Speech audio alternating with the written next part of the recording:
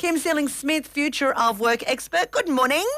Good morning, Mel. Lovely to have you on this morning with a very interesting topic of conversation. Could coronavirus be Australia's biggest work from home experiment? This is interesting stuff. It is. It absolutely is. And, you know, before you introduced me, I heard about all of the flooding, obviously. And we've had bushfires, we've had flooding, we've had coronavirus.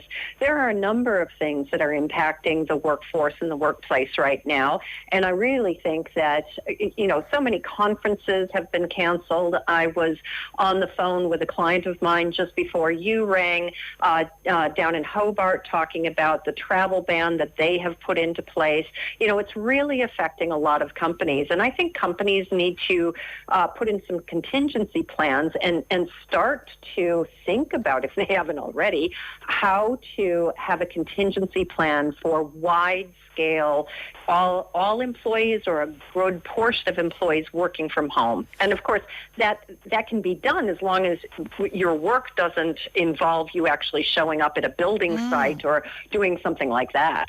Well, that's the thing, isn't it? And with the way things are going with the whole coronavirus thing, we're being told to be alert, not alarmed, and just get ourselves prepared. But there is the very real idea that perhaps people will be quarantined in their own homes, and we do have to make sure that the wheels don't stop turning. Correct. And in fact, I think that it's really urgently important to make sure that the wheels don't stop turning, because we could actually talk ourselves into a recession. We have got to maintain productivity through this. And one of the ways to do it is by setting people up to work from home. So what are we needing to do to ensure that we can do that? Because let's face it, some people would love to work from home, like me, in my jammies and basically do nothing. Doesn't that sound tempting? Yes. Absolutely. So I'll answer that from a couple of different perspectives. First of all, from an employee perspective. So I would start thinking about, if I had to work from home, what would I need? Well, the first thing that you need is a space to do it in. And I used to work from my dining room table. It doesn't need to be a fancy space. It just needs to be yours, where you can set up. And it's really beneficial to have a defined space so that when you stop working, you can go to another part of your house and it is at home. So you almost have a home office, even if it is a corner of your dining room table, and the rest of your house. So you've got some, delineated space. So set yourself up with some physical space. The other thing is that you need to make sure that you've got a great computer connection, that you can do video chats and have meetings.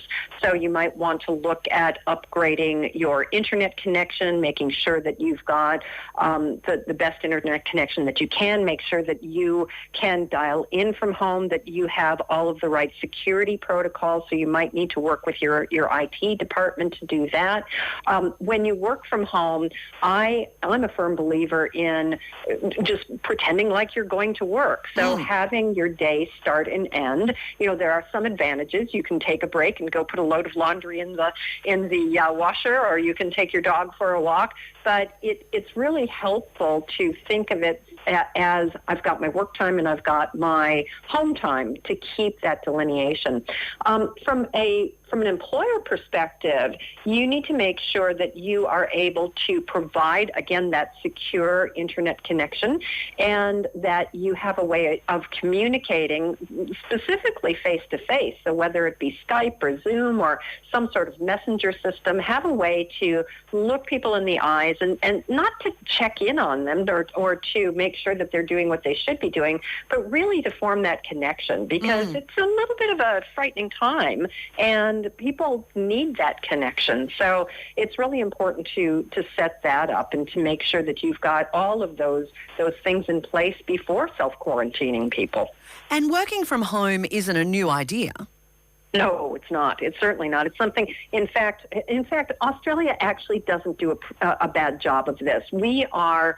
I think the last stat. Now, don't quote me on this because I might have these numbers wrong. But I think the last stat that I read said that 71% of Australian employers offer some sort of work from home capability, and the global average was 61%. So that's actually pretty good.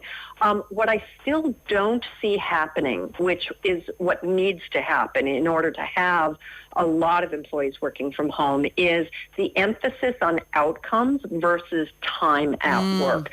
And most organizations don't actually do a great job of setting up KPIs in terms of outcomes. And it's really, regardless of where you work from, it's really the best way of managing performance because it gives you something specific to manage towards rather than just hours under the desk, which may or may not be productive. So the dirty little secret is this experiment, if it does come to pass, may help organizations with other things that they've been struggling with for decades. And it might help ease managers' workloads if they actually learn how to manage on output instead of time at the desk.